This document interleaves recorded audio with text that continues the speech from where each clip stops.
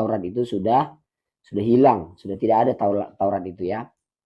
Nah, yang ada sekarang itu adalah kitab yang ditulis ulang oleh para pendeta-pendeta Yahudi, yang mana mereka mengklaim itu sebagai Taurat ya.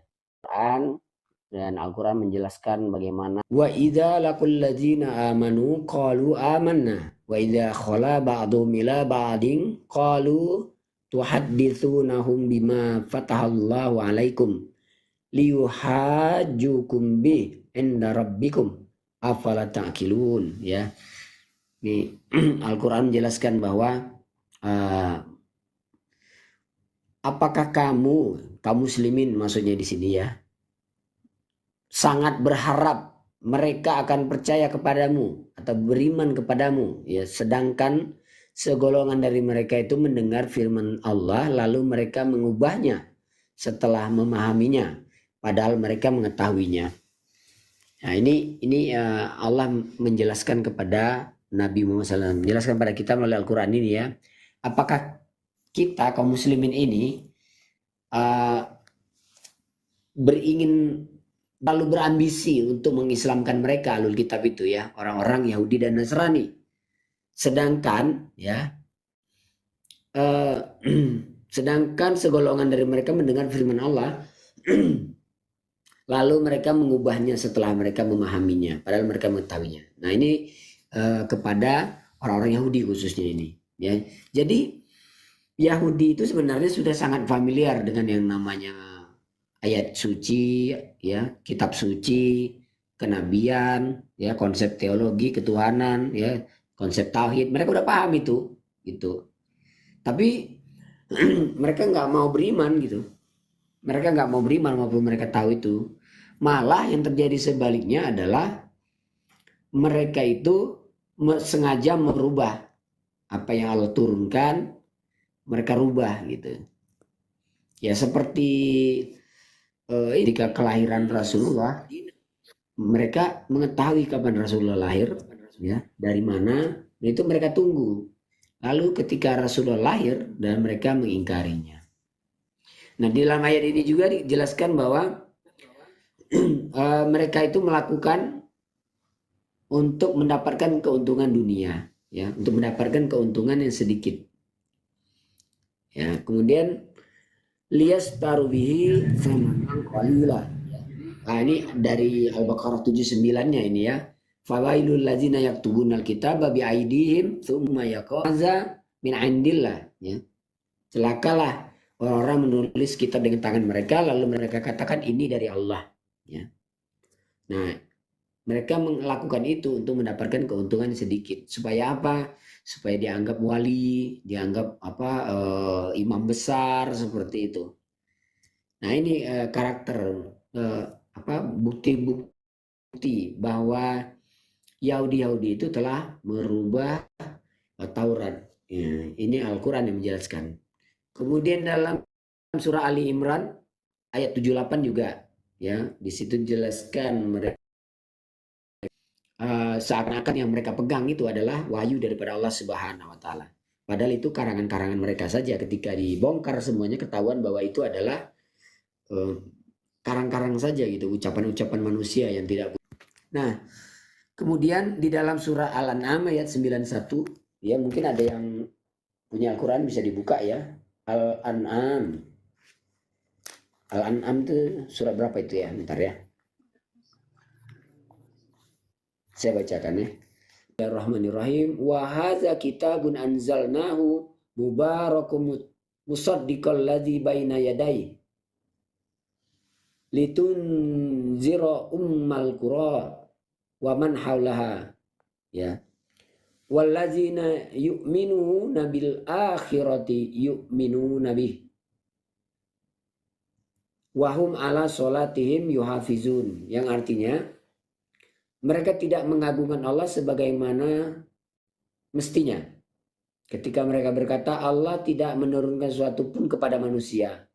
Katakanlah, wahai Muhammad, siapakah yang menurunkan kitab Taurat yang dibawa Musa sebagai cahaya dan petunjuk bagi manusia?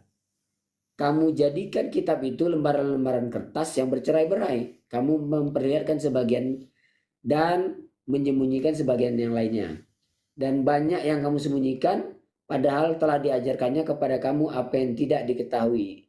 Baik olehmu maupun nenek moyangmu, katakanlah, Allah lah yang menurunkannya. Kemudian setelah itu, biarkanlah mereka bermain-main dengan kesesatannya. Ya. Surah Al-An'am ayat 91 ya. Wa ma qadarullah haqqa qadari. Qalu amana. Qalu ma anzalallahu ala basarin min syai' kul man anzalal kitab allazi jaa'a bihi Musa nuraw wa hudal linnas taj'alunahu qaratisa tubdunaha wa tukhfuna katsira wa ullimtum ma lam ta'lamun antum wala aba'ukum kulillahu thumma darhum fi khawdihim yal'abun. Ya. Jadi di sini dikatakan bahwa Nabi Muhammad SAW suruh tanya ke Yahudi-Yahudi itu ya, bahwa siapa yang menurunkan Taurat itu, kepada siapa Taurat itu diturunkan gitu. Lalu bentuk Taurat itu seperti apa Allah turunkan. Kan yang mereka pegang itu bentuknya sekarang dari kertas gitu kan, tulisan-tulisan. Padahal dulu Taurat itu Allah turunkan dalam bentuk alwah, dalam bentuk papan-papan batu. Lalu mereka rubah itu semua menjadi kertas-kertas gitu. Ya, jadi memang mereka keterlaluan gitu. Mereka tulis pakai kertas. Ya, mereka rubah itu semua, lalu mereka sembunyikan. Dan mereka berdusta atas nama Allah. Nah, jadi Taurat itu aslinya adalah papan-papan batu. Lalu kemana Taurat itu mereka bikin? Ya, mereka tidak amanah. Mereka sembunyikan. Bahkan kitab yang baru ya yang mereka tulis sendiri, lalu mereka katakan itu Taurat, padahal Taurat tidak pernah diturunkan oleh Allah dalam bentuk lembaran-lembaran kertas itu. Jadi memang mereka sudah istilahnya itu berdusta atas nama Tuhan seperti itu. Nah ya, dalam surat Al-An'am ayat 91 ya, bahwa mereka lah yang merubah Taurat itu. Ya, mereka rubah Taurat itu, mereka sembunyikan. Lalu kemudian di dalam surah Al-Maidah ayat 13 ya. Di situ dijelaskan bahwa Allah menjadikan hati mereka itu keras ya. Ya, dan mereka dilaknat oleh Allah. Ya, untuk mengetahui bagaimana kerasnya hati mereka ini ya, sangat keras gitu. Pernah seorang Yahudi, namanya itu si Yahudi itu namanya ini mertuanya Rasulullah ya. Waktu itu dia masuk ke dalam, dia tidak mau masuk beriman kepada Rasulullah dan bahkan mengobarkan perang kepada Rasulullah ketika itu, mengajak perang kepada Rasulullah. Lalu Rasulullah sudah menawarkan Islam tapi dia nggak mau gitu.